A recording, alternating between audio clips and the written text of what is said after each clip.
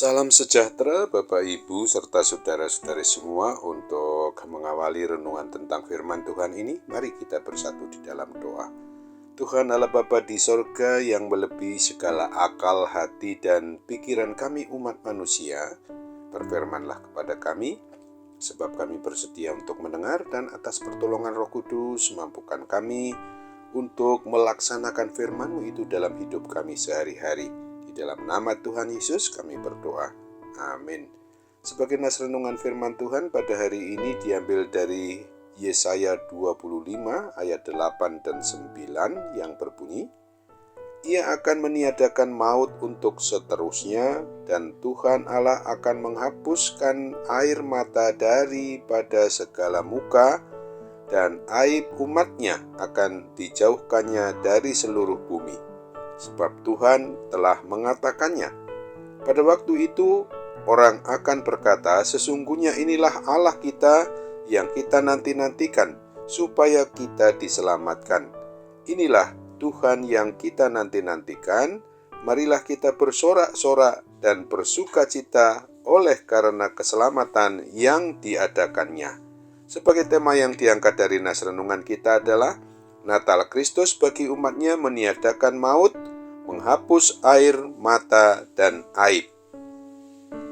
Nubuat tentang akan datangnya Sang Juru Selamat umat manusia yang disampaikan oleh Nabi Yesaya ini sangat dinanti-nantikan umat Israel, yaitu Mesias yang berkuasa meniadakan maut dan mengoyakkan kain perkabungan untuk selama-lamanya.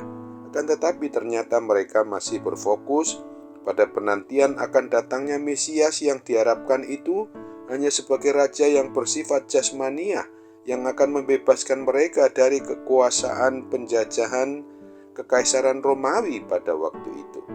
Sehingga pada waktu Tuhan Yesus hadir secara manusiawi, meskipun mampu mengadakan segala macam mujizat, namun mereka menolak Tuhan Yesus, bahkan menyalibkan Dia di atas kayu salib di Bukit Golgota karena dianggap tidak mampu mengusir penjajah Kekaisaran Romawi.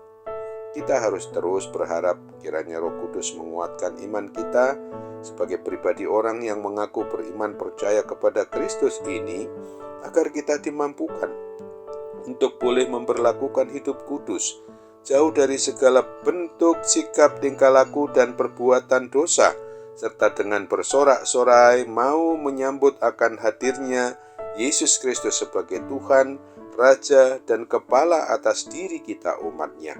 Dia yang telah berkorban mati di salib untuk membebaskan kita dari belenggu dosa, serta yang memberikan jaminan hidup kekal di sorga. Marilah kita wartakan Tuhan Yesus Kristus itu kepada setiap orang yang dapat kita jangkau, yang dapat kita temui, dan sahabat-sahabat kita yang memang belum kita ketahui bahwa mereka belum mengenal Yesus Kristus sebagai Tuhan dan Juru Selamat umat manusia.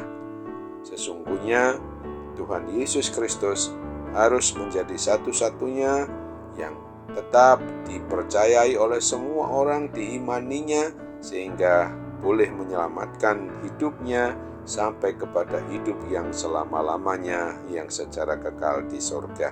Ingatlah akan kisah para Rasul 3 ayat 18 sampai ayat 20 ini.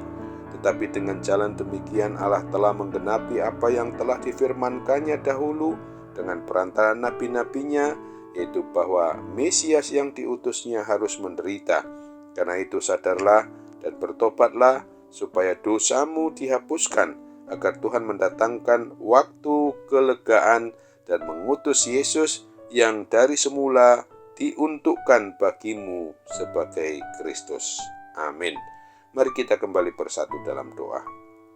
Terima kasih Tuhan Allah Bapa di surga untuk firman-Mu yang mengingatkan kami pada hari ini bahwa sesungguhnya dengan Natal Kristus yang boleh kami peringati, kami rayakan pada tahun 2022 ini adalah untuk mengingatkan kami supaya sadar betul bahwa Natal maupun kelahiran Tuhan Yesus Kristus bagi kami umat manusia di dunia ini, sesungguhnya Engkau akan meniadakan maut, menghapus air mata dari mata setiap orang yang berduka cita, dan menghapus aib seluruh umat manusia yang pernah diperbuatnya. Kami percaya bahwa Tuhan akan memampukan kami tidak hanya untuk mengimani, mempercayai tentang Kristus Tuhan dan Juru Selamat umat manusia, tetapi sekaligus kami mampu untuk melaksanakan, memperlakukan hidup ini hanya sesuai dengan kehendak-Mu, sesuai dengan kebenaran firman-Mu saja Bapa. Ini kami ingat untuk berdoa juga bagi setiap kami yang sampai saat ini masih merasakan adanya penderitaan akibat gangguan kuasa sakit penyakit apapun juga, karena kami percaya dengan berharap kepadamu, maka kami harus yakin, harus percaya bahwa Tuhan akan memakai seluruh perawatan yang dilakukan oleh para dokter, para medis, obat, dan juga perhatian, kepedulian segenap anggota keluarga. Kami makin mendapatkan apa yang Tuhan kehendaki dalam diri kami, dibebaskan dari segala kuasa sakit penyakit itu sendiri. Kami yakin dan percaya pula bahwa Tuhan tidak pernah membiarkan kami dalam keadaan yang tidak indah dalam hidup ini. Tolonglah kami ya Bapa, supaya kami mampu untuk menggunakan sikap, tingkah laku, dan perbuatan kami sehari-hari demi pujian dan kemuliaan nama-Mu Allah yang Maha Kudus, yang sungguh kami tetap harus nyatakan dalam kehidupan setiap harinya. Sambut apalah harapan dan doa kami yang kami tahu kurang sempurna Bapa. Tuhan akan menyempurnakannya, Tuhan bahkan akan mengabulkannya yang hanya sesuai dengan ukuran kehendak-Mu, sesuai dengan kebenaran firman-Mu itu. Karena itu kami harus berdoa, bersembah sujud memohon, jadilah kehendak-Mu itu hanya dalam nama Tuhan Yesus Kristus yang hidup. Amin.